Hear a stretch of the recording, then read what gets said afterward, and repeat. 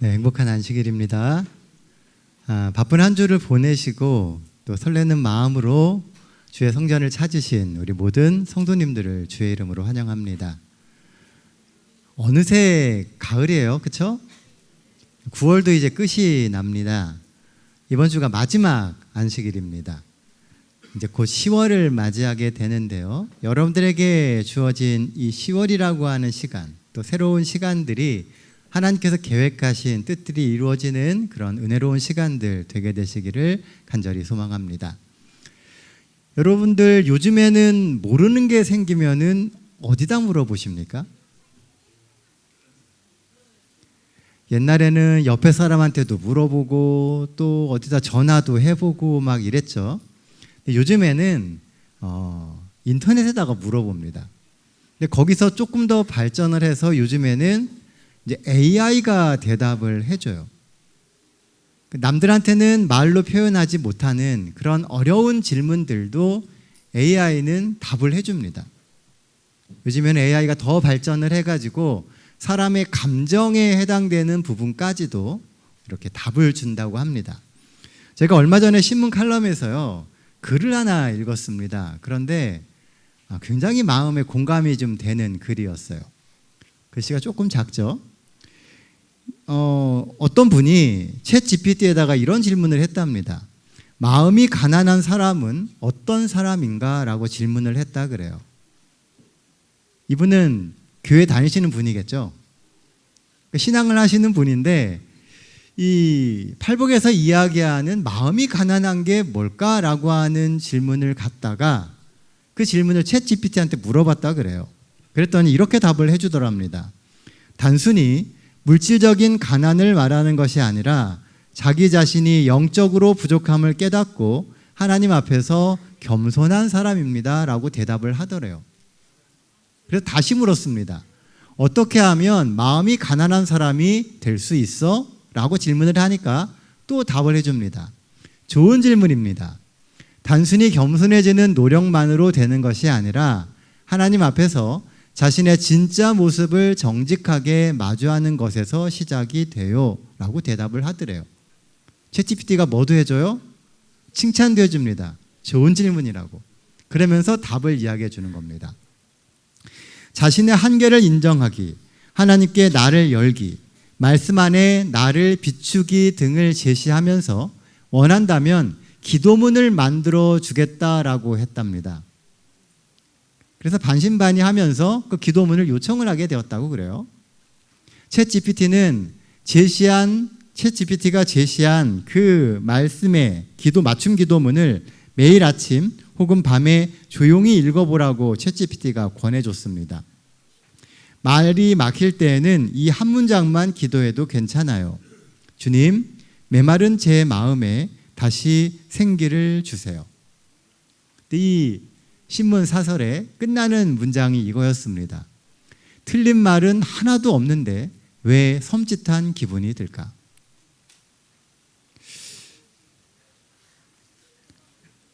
챗 GPT가요, 그 사람이 처해 있는 그 마음의 내적인 문제의 어느 한 부분을 건드렸던 것 같아요.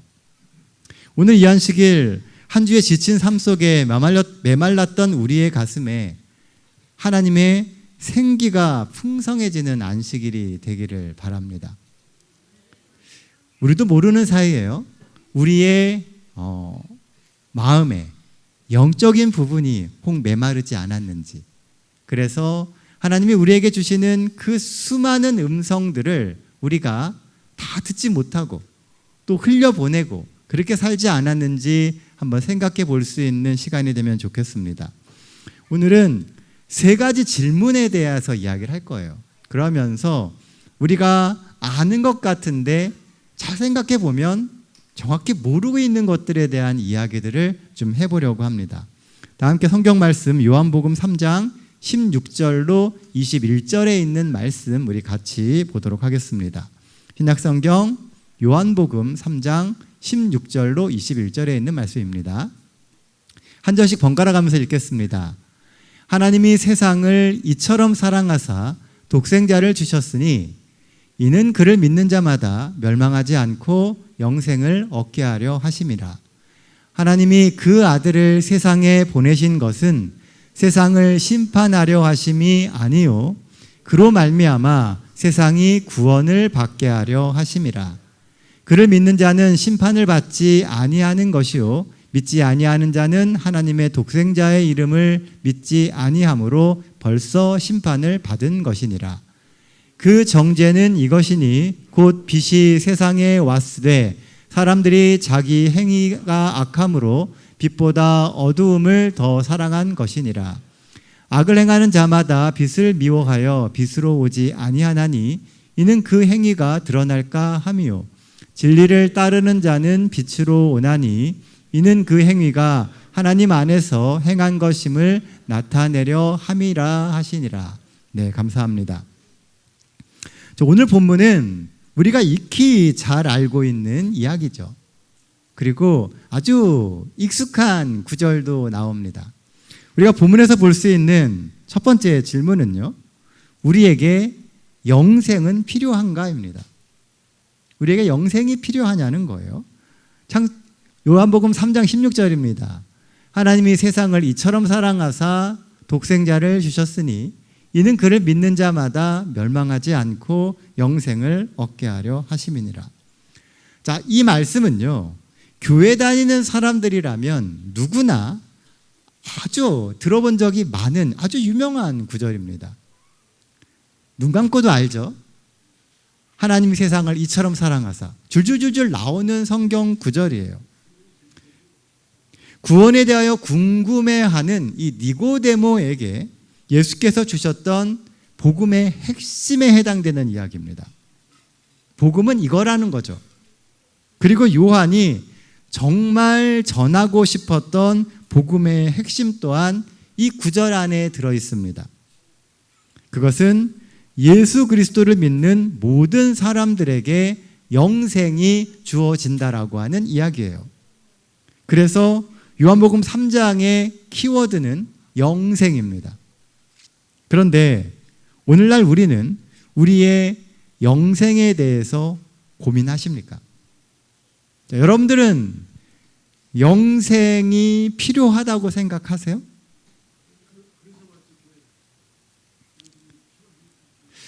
분명히 영생이 필요하고 우리가 구원이 필요하다라고 하는 것을 귀에 딱지가 않칠 정도로 들어서 아는데 정말 내 삶에서 내게 구원이 필요하다고 여기고 나는 영생을 기대하면서 살고 있느냐는 겁니다. 그냥 지금처럼 이렇게 계속 살면 우리는 영생을 얻을 수 있을까요? 만약 아니라면 왜 우리는 우리의 구원과 영생에 대해서 고민하지 않을까요? 제가 말씀을 준비하면서요, 이 부분을 곰곰이 생각해 보니까 내린 답이 뭐냐면요, 오늘날 우리에게는 하늘나라에 대한 기대감이 별로 없어요. 그게 아닌가라는 생각을 하게 되었습니다. 또 영생에 대한 기대감이 별로 없다라고 하는 생각을 하게 되었어요. 지금 살고 있는 이 삶도요, 그닥 나쁘지는 않아요. 그렇죠? 나름 즐거운 일들도 많고요, 볼거리도 많고 할 거리도 많아요. 그러니까 내가 하늘에 가서 과연 무엇을 할 수 있을까? 라고 하는 그 생각 속에 기대감이 그렇게 크지 않다라는 생각을 하게 되었습니다. 옛날에 정말 사는 게 어려울 때는요, 하늘에 가면 그동안 내가 이렇게 못했던, 억제되었던 많은 것들을 저 하늘에서 이룰 것이 있다라고 하는 기대감이 있었어요. 그런데 어느 순간부터인가 우리는 하늘에 대한 기대감을 점점 놓고 산다는 겁니다. 그리고 또 이 땅에서의 삶이 너무 힘들고 고되다 보니까요, 이 영원히 산다라는 것에 대한 그런 간절함이 없는 것 같아요. 지금도 힘든데 영원히 산다라고 하는 것은 얼마나 힘들까라는 생각을 하게 됐다는 거죠. 이 나훈아 씨의 테스형이라고 하는 노래가 있습니다. 유행가 중에 아주 유명한 노래죠. 그 가사가 이렇게 되어 있어요. 어쩌다 한바탕 턱 빠지게 웃는다. 그리고는 아픔을 그 웃음에 묻는다. 그저 와준 오늘이 고맙기는 하여도 죽어도 오고 마는 또 내일이 두렵다. 아, 테스 형, 세상이 왜 이래? 왜 이렇게 힘들어? 아, 테스 형, 소크라테스 형, 사랑은 또 왜 이래? 너 자신을 알라며 툭 내뱉고 간 말을 내가 어찌 알겠소? 모르겠소, 테스 형. 아, 테스 형, 아프다. 세상이 눈물 많은 나에게 아, 테스 형, 소크라테스 형, 세월은 또 왜 이래? 먼저 가본 저 세상 어떤가요, 테스 형? 가보니까 천국은 있던가요, 테스 형? 분명히 유행가 가사인데요. 이 구절이 오늘 우리가 고민하고 힘들어하고 인생에서 느끼는 인생의 맛을 잘 녹여낸 것 같아요. 정말 하루하루 닥쳐오는 내일이 무서워요. 그리고 오늘 살고 있는 이 삶은 너무나도 힘이 듭니다. 먼저 하늘에 갔다고 하는 그들이 정말 가보니 그것이 좋은 곳인지, 그리고 천국은 정말 있는지, 그런 거에 대한 궁금증이 생기더라고 하는 것이죠. 고된 현실의 아픔과 미래에 대한 불안감이 가득 담겨져 있는 가사입니다. 그런데요, 이렇게 현실이 힘들고 미래가 불안하다면 사실 도리어 하늘나라에 대한 기대감이 더 많아져야 정상이 아닌가요? 사는 게 힘드니까 하늘이 대안이 되어야 되는데 이제는 그 하늘이 대안도 되지 않는 시대를 우리가 살고 있다는 거예요. 왜 이 세대의 사람들은 하늘에 대한 그런 간절함이 점점 줄어드는 것일까요? 그것은 하늘에 대해서 생각하지 않기 때문에 그래요. 우리의 생각이 하늘에 미치지를 않아요. 우리가 교회에 다니고 하나님을 믿고 있다라고 이야기하지만 삶의 많은 순간 우리는 하나님과 단절되어 있는 삶을 산다는 겁니다. 그래서 하나님이 우리에게 주시는 영적인 생수를 계속 먹지를 않아요. 그러니 그 하늘이 얼마나 좋은 곳이고 하나님이 얼마나 나를 사랑하시는지를 자꾸 잊고 산다는 겁니다. 그러니 내 마음에 감동이 없고 하늘에 대한 기대감이 없어지는 것입니다. 하나님이 내 삶 속에서 간절한 사랑의 대상이 아니에요. 그러니 하늘에 뭐 대단한 것이 있다고 하늘에 가야겠느냐라고 하는 생각이 은연중에 우리의 삶 속에 자꾸 깔아지고 있다는 겁니다. 그러므로 우리의 삶이 근본부터 새로워지지 않으면 영생은 빛 좋은 개살구가 될 수도 있습니다. 보기에는 그럴듯해 보이는데 정작 내 삶을 움직일 수 있는 감동이 없을 수 있다는 거예요. 이 땅에 그리스도인들이 넘쳐납니다. 그렇죠? 하나님 믿는 사람들이 진짜 한 집 건너 한 집이에요. 그런데 세상은 날이 갈수록 악해집니다. 왜 그럴까요? 하나님을 믿는데 그 하나님이 내 삶을 주관하시도록 내 삶을 내어드리지 않는다는 거예요. 그러니 세상은 점점 더 악해지는 겁니다. 그리스도인의 탈을 쓰고 있는데 사실 삶은 그리스도인이 아닌 사람들이 넘쳐나고 있는 거예요. 오늘 본문이 되는 이 요한복음 3장의 이야기, 니고데모가 찾아왔을 때 예수님이 주셨던 그 이야기의 배경 가운데에는 그런 모습들이 있는 겁니다. 의롭다고 이야기하는 바리새인들이 있고요, 율법대로 살아가고 있는 수많은 사람들이 그곳에 있습니다. 그런데 정작 그들의 삶에서 하나님은 점점 멀어지고 있다는 거예요. 바리새인들이 매일의 삶 속에서 율법을 지켜가면서 느꼈던 그 괴로움들, 행복하지 않은 모습들, 그런 모습들 속에 그들의 마음속에 하늘은 점점 희미해져 가고 있었다는 거죠. 신앙을 열심히 하면 할수록 하늘은 더 흐려져요. 자칫 우리 역시도 열심히 신앙을 하지만 정작 하늘이 점점 흐려지는 신앙을 하게 될 수도 있다는 겁니다. 오늘 니고데모는 늦은 밤이지만 예수님을 찾아왔습니다. 바로 그 열심으로 인해서 오늘의 삶이 영생으로 이어지는 겁니다. 하나님을 만나려고 노력하고 하나님께 나아오려고 할 때 우리의 삶은 다시금 생명줄이 연결되어서 하나님이 주시는 그 생명력을 회복할 수 있게 되는 겁니다. 영생은 말 그대로 영원토록 지속되는 생명이에요. 지금 바로 오늘의 생명이 계속 이어지는 것이 영생이라는 거죠. 그러므로 지금 생명을 붙잡지 못하면 영생은 없습니다. 어느 날 갑자기 내 삶이 확 달라져서 내게 구원이 이루고 내게 영생이 이어지는 것이 아니고 오늘 내가 지금 지나고 있는 이 시간에 하나님과 내가 연결되어서 하나님이 주시는 생명을 취하게 될 때 그것이 연장되어서 영생이 되는 것이라는 겁니다. 삶에 답이 보이지 않고 오늘을 어떻게 살아야 할지 답답하고 힘들 때 바로 우리에게는 생명 되시는 예수님이 필요합니다. 그렇게 매 순간 예수님과 연결되며 살아갈 때 생명이 생명으로 연결되어 영생하게 되는 겁니다. 아들이 있는 자에게는 생명이 있고 하나님의 아들이 없는 자에게는 생명이 없다라고 요한은 다른 그의 편지글에서 이렇게 기록을 합니다. 영생의 소유는 믿음으로 말미암아 오늘 내 마음속에 그리스도가 내재하시느냐에 달려 있어요. 오늘 내 삶에 예수님이 오셔야 됩니다. 오늘 우리가 이렇게 예배를 드리는 목적 가운데 하나도 내 삶에 다시금 예수님을 모시는 거예요.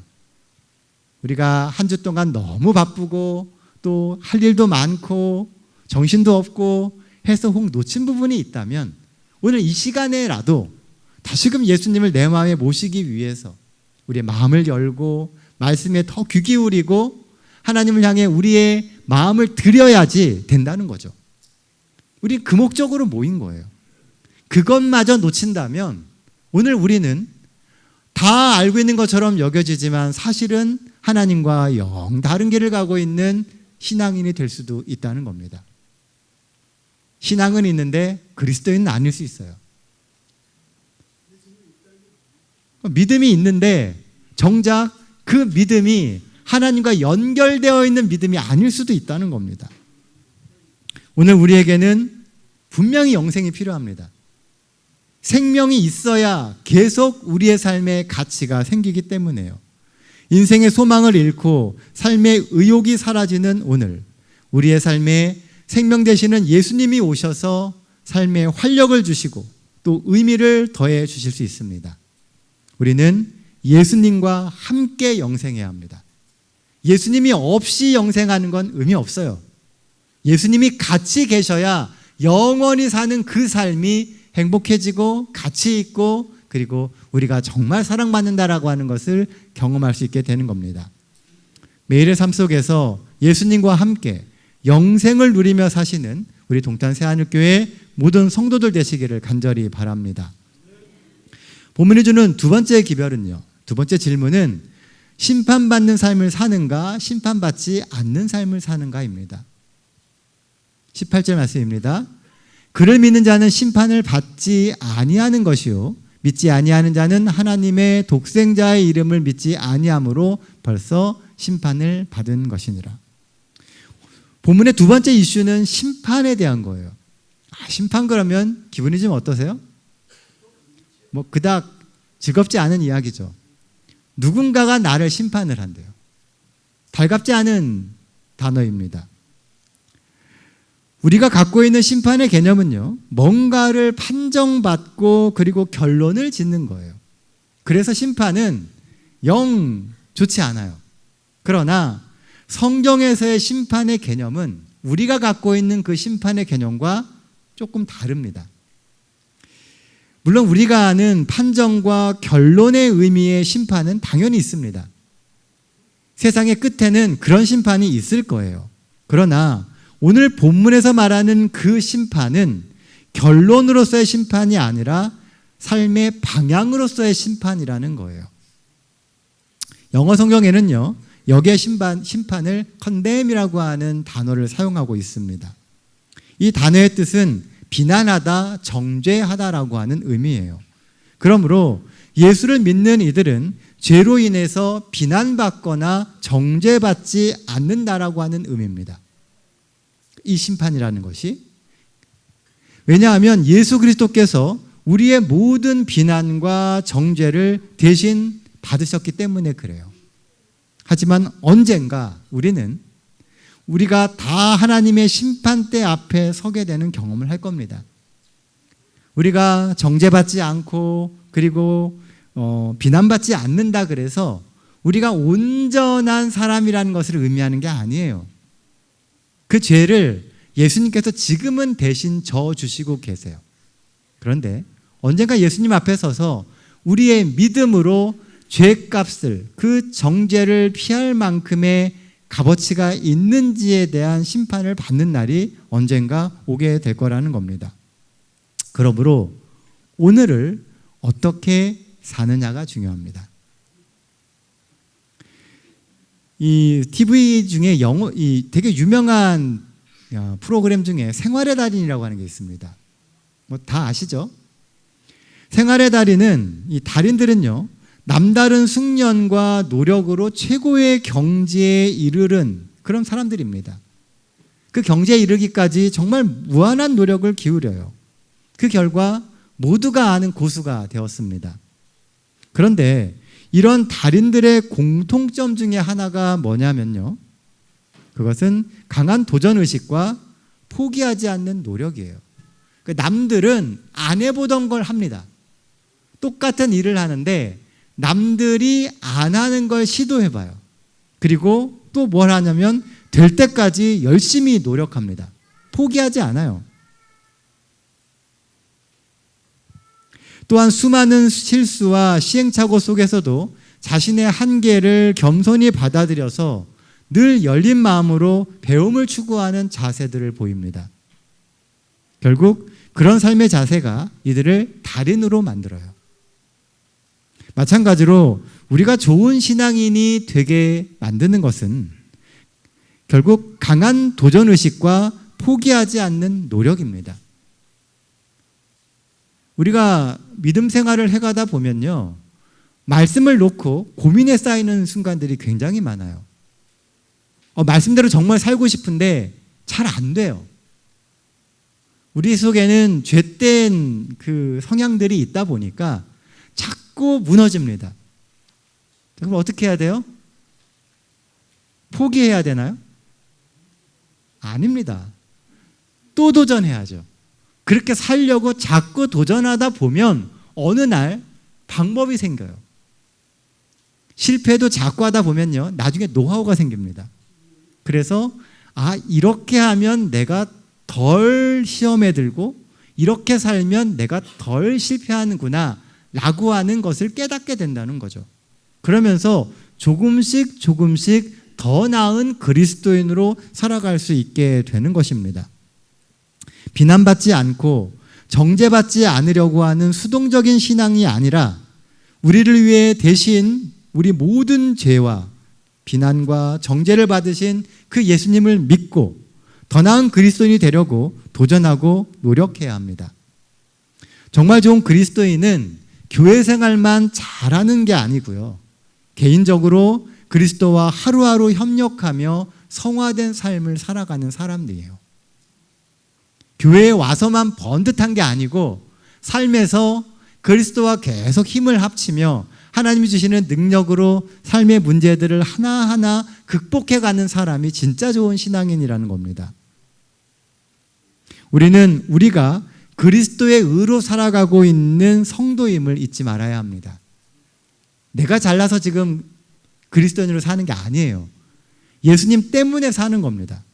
그러니 실패를 두려워하지 말고 삶의 유혹에 맞서야 됩니다. 실패해도 괜찮아요. 또 덤비면 돼요. 또 시도해보고 삶의 유혹에 한 번 더 대항해보고 그러면서 그리스도의 힘으로 이기는 경험을 하는 게 중요해요. 한국 바둑의 고수로 불리는 조훈현 구단은요, 그의 책 고수의 생강법에서 아플수록 복귀하라. 승리한 대국의 복귀는 이기는 습관을 만들어주고 패배한 대국의 복귀는 이기는 준비를 만들어준다라고 하는 유명한 말을 했습니다. 매일의 삶을 복귀하면서 예수를 닮고자 더 욕심내고 오늘보다 내일은 더 훌륭한 신앙인이 되기 위해서 주변의 동역자들로부터 늘 배우려는 자세를 가져야 합니다. 저 사람은 어떻게 저렇게 신앙생활을 할까? 저 사람은 어떻게 저렇게 그 죄의 유혹을 이겨내지? 이런 걸 보면서 우리는 배우려고 해야 된다는 거예요. 저 사람과 나는 달라라고 생각하는 게 아니고 나도 그렇게 살려고, 나도 그리스도인으로 더 나은 신앙인이 되고자 하는 그런 욕심을 가져야 된다는 겁니다. 돈 버는 것만 욕심내지 마시고요. 더 좋은 그리스도인이 되는 것도 욕심을 내세요.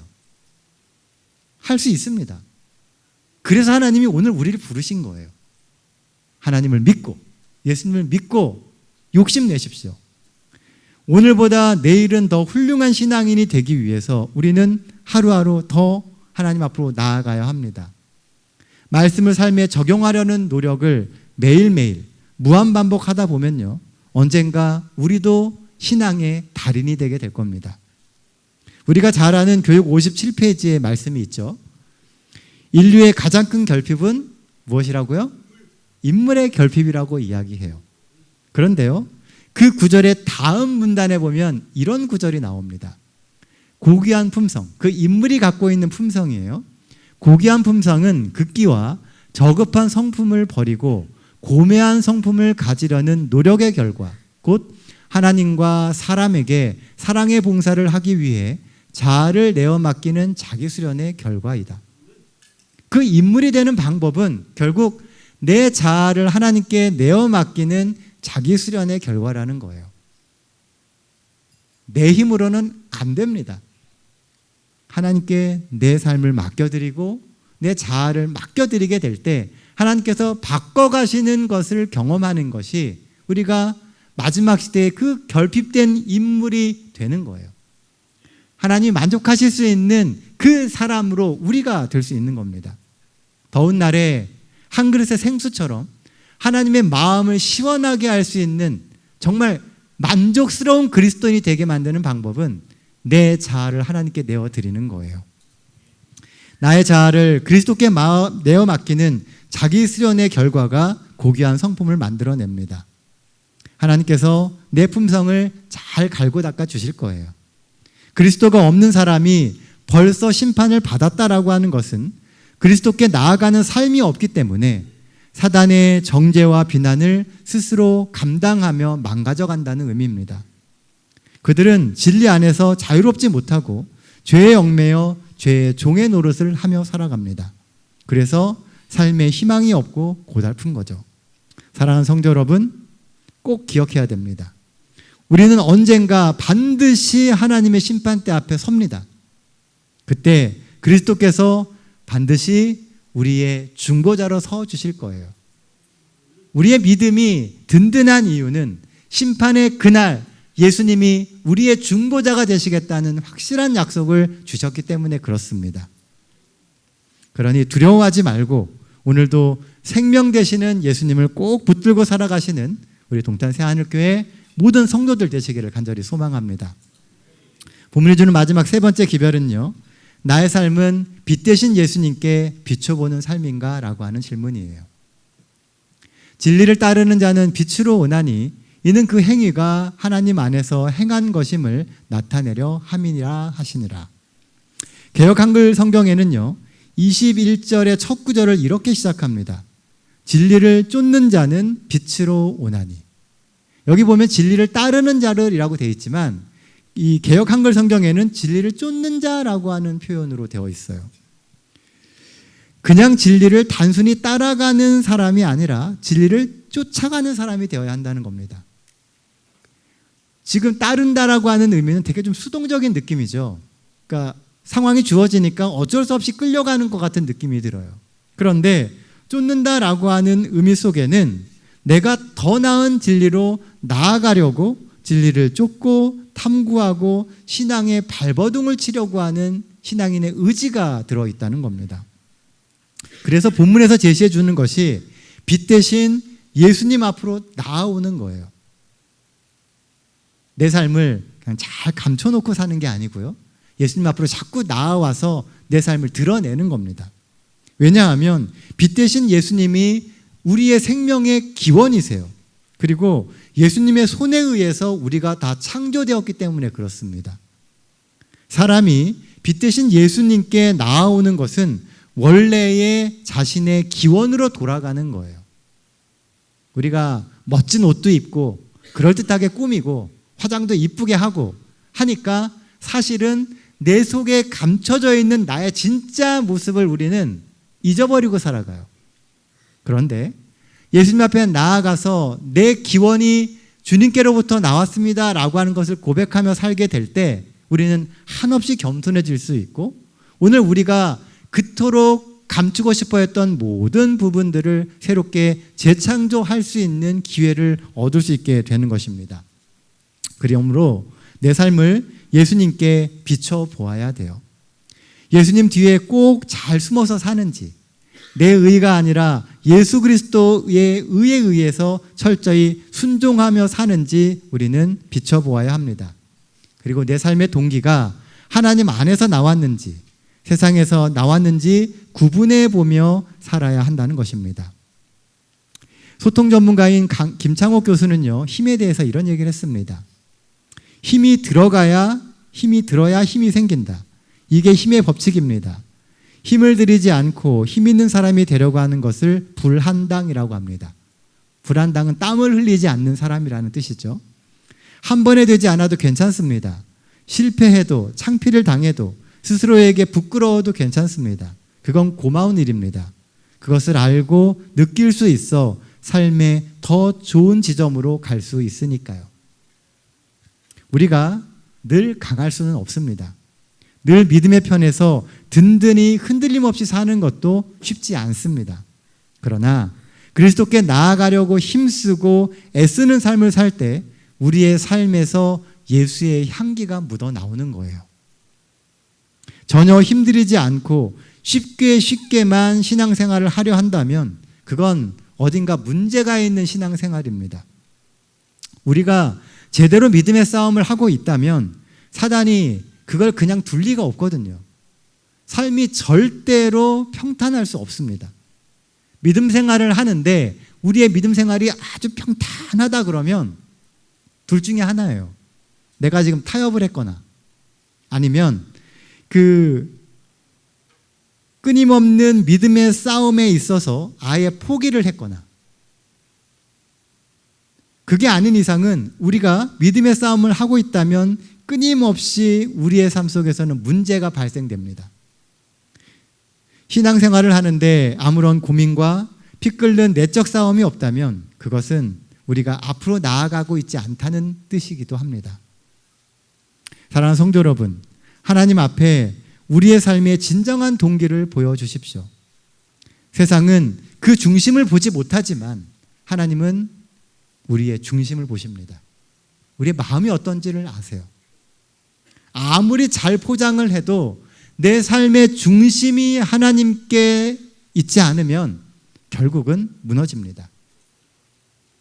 내 중심을 보시는 하나님 앞에 나를 자꾸 비춰보면서 빛 대신 예수님께 나아가는 삶을 살아가게 되시길 바랍니다. 늘 우리의 중심을 보시며 끝까지 사랑해 주시는 예수님 앞으로 하루하루 나아가며 믿음의 투쟁을 하며 사시는 우리 모든 동탄 새하늘교회 성도들 되시기를 간절히 바랍니다. 말씀 정리하겠습니다. 아는 것 같은데 우리가 모르는 것. 첫 번째는 오늘 우리에게는 영생이 필요하다는 겁니다. 다 안다고 생각해요. 근데 사실 내 삶에서 정말 영생이 필요한지 우리는 잘 모르고 살아갑니다. 인생의 활기를 잃고 삶의 의욕이 떨어지는 오늘 우리의 삶에 생명 되시는 예수님이 오셔서 삶의 활력과 의미를 다시 주실 수 있습니다. 우리는 예수와 함께 영생해야 합니다. 하늘을 고대하며 이 한 주도 예수님과 교류하며 사시는 우리 모든 동탄 새하늘 가족들 되시기를 간절히 바랍니다.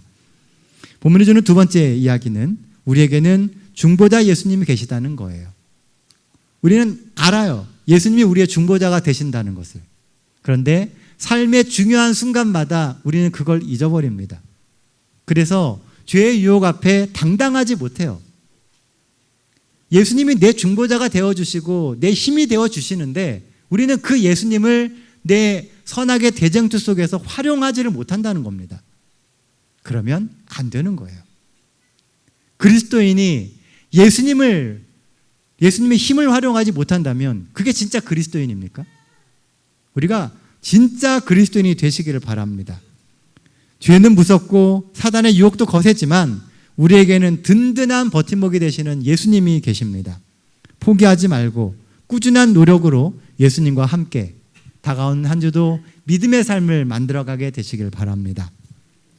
아는 것 같은데 우리가 모르는 마지막 세 번째 기별은 빛 대신 예수님 앞에 자주 삶을 비춰봐야 한다는 겁니다. 한 번 믿으면 구원이 끝나는 게 아니에요.